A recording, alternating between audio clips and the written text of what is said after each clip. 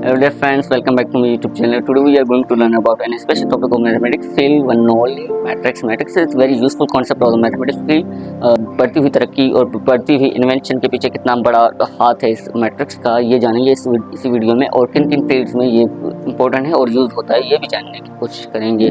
तो बेसिकली मैं ये बता देता हूँ कि मैट्रिक्स जो है बहुत ही स्पेशल और बेनिफिशियल कॉन्सेप्ट है मैथमेटिक्स का। और ये स्पेशली जो है यूज़ होता है लीनियर अलजेब्रा में, यानी कि अलजेब्रा के जो कॉन्सेप्ट है उसमें तकरीबन यूज़ होता है। और जहाँ पे डेटास को एनालाइज करने की बात हो तो उसमें भी मैट्रिक्स का यूज़ होता है। आर्थर कैरी ने डिस्कवर किया था 1821 से लेकर 1895 के जो पीरियड है बीच में, उसमें डिस्कवर किया था इसको। और उसके बाद जो है कई मैथमेटिशियंस आए जिन्होंने इस पे काम किया और इस मैट्रिक्स के काम को यूजर्स को बहुत ही आसान बनाया है। वेल ये तो था इसके किस किस ने इसको जो है डिस्कवर किया और किस किस काम आता है ये, और आगे चल के मैं फुली डिटेल आपको बता देता हूँ। बेसिकली मैं आपको इस वीडियो में बताऊँगा background, history, uses, daily life के यूजेस और रिप्रेजेंटेशन ऑफ मैट्रिक्स बताऊँगा। तो ये स्पेशली आपके क्वेश्चन हैं। तो सबसे पहले मैं आपको बता देता हूँ कि इसको किस तरीके से डिनोट करते हैं। बेसिकली जो हम मैट्रिक्स को डिनोट करते हैं वो करते हैं कैपिटल लेटर्स के, यानी कि जो कैपिटल लेटर होते हैं उससे हम नाम उसको रिप्रेजेंट करते हैं। उसके बाद जो एलिमेंट होते हैं उसको हम एक रेक्टेंगुलर फॉर्म में डिनोट करते हैं। इसीलिए हम इसको इस तरीके से डिफाइन कर सकते हैं कि matrix is nothing but a rectangular array of elements of any equation. यानी कि यहाँ पे जो एरे वर्ड लिया हुआ है इसका मतलब होता है अरेंजमेंट। तो इसका मतलब ये होगा कि किसी भी इक्वेशन के एलिमेंट्स को रेक्टेंगुलर फॉर्म में अरेंज करते हैं तो उसको हम मैट्रिक्स कहते हैं। तो what is matrix? Matrix is nothing but rectangular array of elements of any equation. Suppose करें कोई हमारे पास इक्वेशन है 20x + 15y = 350, और दूसरी इक्वेशन हमारे पास है 15x + 10y = 250, यानी कि 250। अब ये तो इक्वेशन है इसके, और इसको हम जो है सिंपली लीनियर अलजेब्रा को फॉलो करते हुए इसको सॉल्व कर सकते हैं। बट अगर इसको मैट्रिक्स के फॉर्म में लिखना हो तो हम इसके जो वेरिएबल्स हैं यानी कि x और y, इसको इग्नोर करते हुए हम जो इसके बाकी कोएफिशिएंट्स हैं या बाकी जो इसके नंबर है उसको हम जो है रेक्टेंगुलर फॉर्म में पुट करेंगे और उसको सॉल्व करेंगे। वेल अब आपका क्वेश्चन यहाँ पे ये होगा कि अगर हम मैट्रिक्स को या लीनियर अलजेब्रा को वैसे ही सोल्व कर सकते हैं तो मैट्रिक्स का कॉन्सेप्ट हमें क्यों पढ़ाया जाता है? तो मैं स्टूडेंट आपको एक बात बता देता हूँ कि लीनियर इक्वेशन में या लीनियर अलजेब्रा में हम 2 या 3 तक ही जो है इक्वेशंस एक ही साथ सोल्व कर सकते हैं। बट बात की जाए नंबर ऑफ इक्वेशंस को सोल्व करने की तो वहाँ पे मैट्रिक्स काम आता है। यानी कि सिर्फ 1, 2, 3 ही नहीं बट नंबर ऑफ इक्वेशंस को एक ही साथ में सोल्व कर सकते हैं, तो इसीलिए मैट्रिक्स का यूज़ किया जाता है। अब आते हैं हम एक इम्पोर्टेंट क्वेश्चन पे कि इसका डेली लाइफ में यूज़ क्या होता है, यानी किन किन चीज़ों में ये यूज़ होता है। सबसे पहले हम ले लेते हैं कंप्यूटर को। कंप्यूटर में ये बहुत ही सिस्टमेटिक वे में डेटास को कलेक्ट करके इसको सीक्वेंस देता है, डेटास को सीक्वेंस देता है एक सिस्टमेटिक वे में। यानी कि जब कंप्यूटर बना नहीं था तो उससे पहले इस मैट्रिक्स के फॉर्म को ही यूज़ किया जाता था। जब कंप्यूटर बना तो इस कंप्यूटर में भी जो है मैट्रिक्स का यूज़ होता है, यानी कि मैट्रिक्स के ही मेथड को यूज़ करके कंप्यूटर अपने डेटा को एनालाइज करके पुट करता है अपने अंदर। ठीक है, तो मोबाइल में भी ये सिस्टम यूज़ होता है। किस तरीके से यूज़ होता है कि जो हमारे पास मोबाइल ऐप्स होते हैं, यानी कि जो भी वीडियो गेम हम ले लें, एनिमेशन ले लें या एनिमेशन के करने के ऐप्स हैं कई सारे, इसमें भी यूज़ होता है। यानी कि एक सिस्टम होता है उनके ऐप्स के अंदर जो मैट्रिक्स के फॉर्म को यूज़ करते हुए अपनी एडिटिंग को परफॉर्म करते हैं। ठीक है, तो ये दो चीज़ें थी। So we can simply say that matrix is everywhere, like animation, like in 3D games, geology, business, economic, quantum physics, chemistry, XYZ जो भी ये साइंस की फील्ड्स हैं, तकरीबन फील्ड्स में ये मैट्रिक्स यूज़ होता है। ये अलग बात है कि वहाँ पे यूज़ होने का मेथड जो है अलग होता है।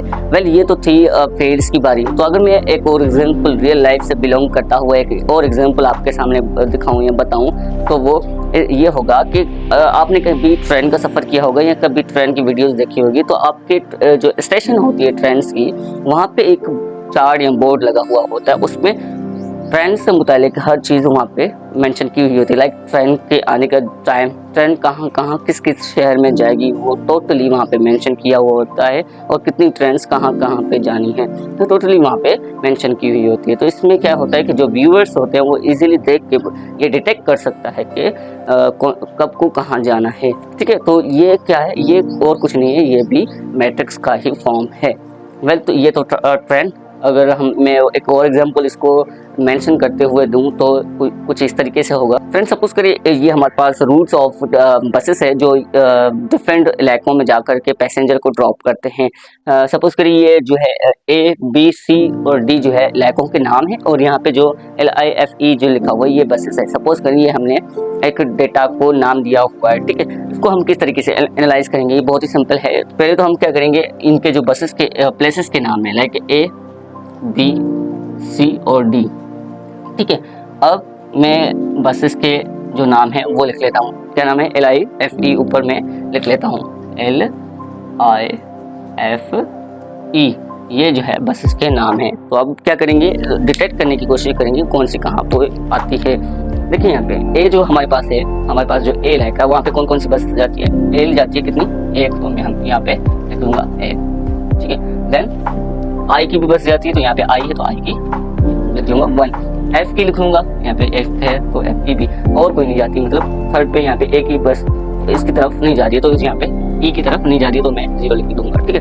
देन अगेन बी की देखें, बी में भी जो है कौन कौन सी जा रही है, एल की 1 और आई की 1 और एफ की 1, और अगेन ई की नहीं जा रही, तो इसलिए यहाँ पे इसका भी हम 0 लगा लेंगे। और अगर सी की बात की जाए, अब एफ बी कर लिया तो अब सी करेंगे, सी जो हमारे पास इलाका है उसकी डेटा को कलेक्ट कर लेते हैं। तो देखिए सी के जो है इसमें भी जा रही, एल की भी जा रही है, सी आई ई एफ ई, यानी कि चारों की जा रही है, तो हमने चारों लिख लेते हैं। देखिए चारों 1 2 3 और 4, तो हमने चारों के एक एक लिख लिया है। तो यानी कि यहाँ पे सी की जो ट्रांसपोर्ट ऑफ बसेस या रूट्स ऑफ बसेस हमने यहाँ पे मेंशन कर लिया। अब है लास्ट हमारे पास है डी की भी देखो चारों, यहाँ पे 4 एरोज लगी हुई, चारों पे लगी हुई है ब्लू, तो हमने लिख लेनी है चारों, ठीक है। ये हमने जो है रूट्स ऑफ बसेस के डेटा को मैट्रिक्स फॉर्म में एनालाइज कर लिया है। अब इसको जब सॉल्व करने की बारी आएगी तो हम इसको सॉल्व करके इजीली डिटेक्ट कर सकते हैं कि जो जिस किस्म की भी अगर डेटा की रिक्वायरमेंट होगी तो हम उसको उस तरीके से सॉल्व करके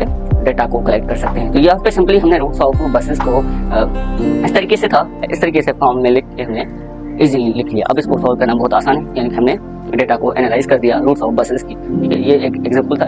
matrix is very useful for telecommunication of our network system. Network जो सिस्टम होता है उसमें टेलीकम्युनिकेशन के लिए बहुत ही इंपॉर्टेंट होता है मैट्रिक्स, जिसमें हम डेटा को इजीली कलेक्ट कर सकते हैं, डिटेक्ट कर सकते हैं। क्या है आइए देखते हैं।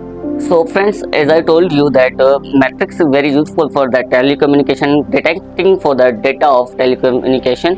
So ये यहाँ पे हमारे पास 4 प्लेसेस दी हुई हैं, लाइक ये 4 प्रोविंसेस के हम नाम लिख लेते हैं, लिखें A B C D, और ये सपोज करें हमारे पाकिस्तान के जो है 4 प्रोविंसेस के नाम हैं। और यहाँ पे जो नेटवर्क के मैंने नाम लिखे जोंग, मोबलिंग, टेलीनॉर और यूफोन के हमने नाम लिख लिए, ठीक है। अब ये जो है ये जो यहाँ पे नंबर दिखाई दे रहे हैं, ये जो है स्पेशली क्वांटिटी ऑफ यूजर्स की है, ठीक है। मैंने यहाँ पे लिखी हुई है quantity of users of networks की लिखी है, जो जितनी सिम्स या जितने लोग उस इलाके के जितनी सिम यूज़ करते हैं मैंने वो लिखा है। बेसिकली क्वांटिटी कम लिखी है ताकि आपको इजीली समझ में आ सके, ठीक है। सो ये है। अब इसको मैट्रिक्स के फॉर्म में किस तरीके से लिखेंगे, बेसिकली हम जो है पहले प्लेसेस के नाम लिख लेते हैं, A B C और D। ये सपोज करें प्रोविंसेस के नाम है, और इसको अब नेटवर्क के नाम लिख लेते हैं। नेटवर्क्स जो है पहले जोंग फॉर जोंग, मोबलिंग, टेलीनॉर और यूफोन, ठीक है। ये हमारे पास इस फॉर्म में लिख लिया है। तो हम पहले ए का उठा लेते हैं। ए में देखिए सिम के कितने यूजर्स हैं, 225, यानी कि 225 कितने हैं, 225, ठीक है। देन एम फॉर मोबलिंग के कितने हैं, 450, तो ये मैंने लिख लिया। देन टेलीनॉर के है 300, तो 300 टेलीनॉर के लिख लिए, और यूफोन का बता रहा है 200, तो मैंने यहाँ पे यूफोन के नीचे 200 लिख लिया। उसके बाद अगर मैं बी की बात करूँ, जो सेकंड प्रोविंस है, इसमें देखें जोंग 150 लिखा हुआ है, यानी कि 150 यूजर्स हैं, और मोबलिंग के है 400 यूजर्स। देन टेलीनॉर के हैं 380, 380 जो है टेलीनॉर के यूज़र्स हैं और यूफोन के यूज़र्स हैं 550 यानी कि 550 यूज़र्स हैं, ठीक है। अब अगर मैं सी की बात करूँ, सी में देखें यहाँ पे टोटल लिखा हुआ है जोंक हैं 150, ठीक है, एंड 500 है मोबलिंक के और 300 है टेलीनॉर, 300 टेलीनॉर के हैं और 100 हैं यूफोन के, ठीक है।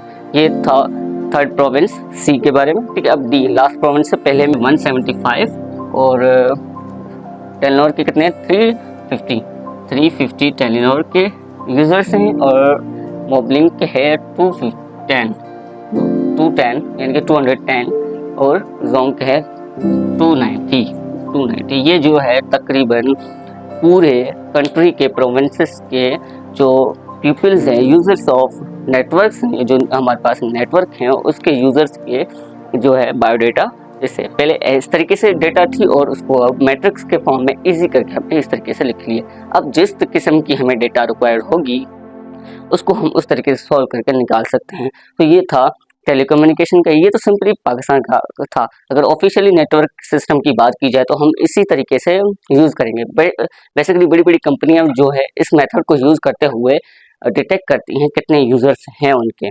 तो आज का हमारा ये लेक्चर था मैट्रिक्स के बारे में। उम्मीद कि आपको ये समझ में आ गया होगा इसकी रिप्रेजेंटेशन, इसके डेली लाइफ यूजेस, इसके किन किन चीज़ों में यूज़ होता है और किस किस जगह पे यूज़ होता है। तो ये टोटली इसके बारे में था। आई होप कि आपको समझ में आ गया होगा। अगर आ गया तो please like, comment, share. Thank you for watching. Thank you, जज़ाकल्लाह।